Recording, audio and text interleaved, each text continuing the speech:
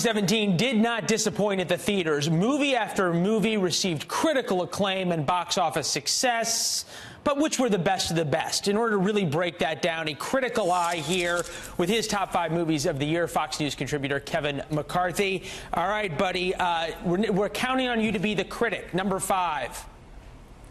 Hey, good morning to you, Leland. Yes, thank you so much for having me on. Happy New Year to you. Yeah, number 5 this year. I saw over 100 films in theaters this year, and I have to count down from 5 to 1. But if you want to see my 10 to 6, you can go to my Twitter, which is Kevin McCarthy TV. But number 5 is Logan. This film blew me away. James Mangold's R-rated Wolverine film. This movie transcended the superhero genre. It feels more like a Western while you're watching it that just happens to have the character of Wolverine in it. And we've seen Hugh Jackman playing this character for so many years in the X-Men films, and finally seeing him in an R-rated environment. And Sir Patrick Stewart is brilliant in the film as well. Hugh Jackman delivers the best performance of his career, and he deserves an Oscar nomination for this performance. I loved it. My number 5 of the year, Logan. All right, now number 4.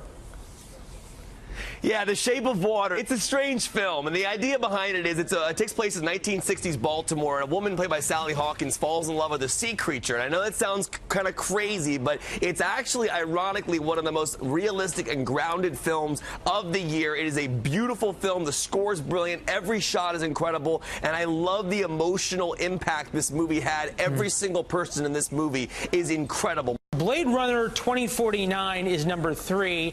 It is a direct sequel to Blade Runner 30 years after the original. Which one was better?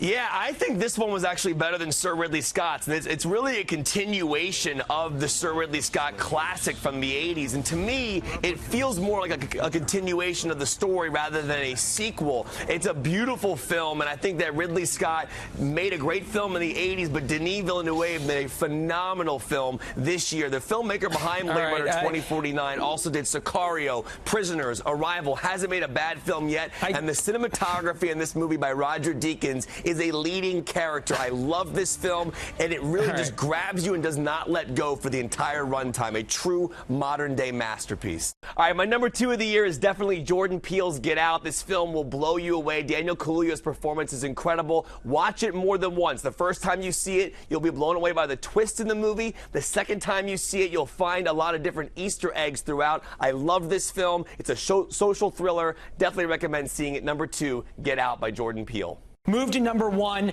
Dunkirk. This is sort of almost epic in the way it was presented and in the story.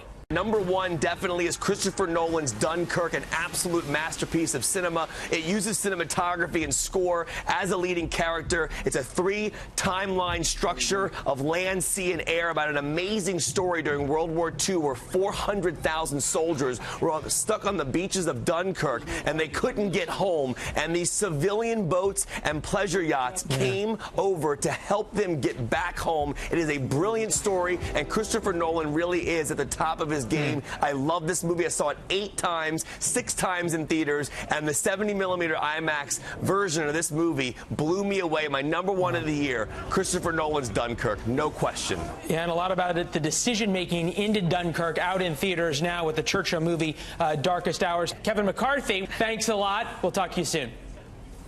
Thank you, Leland. Have a wonderful New Year, sir. All right, you too.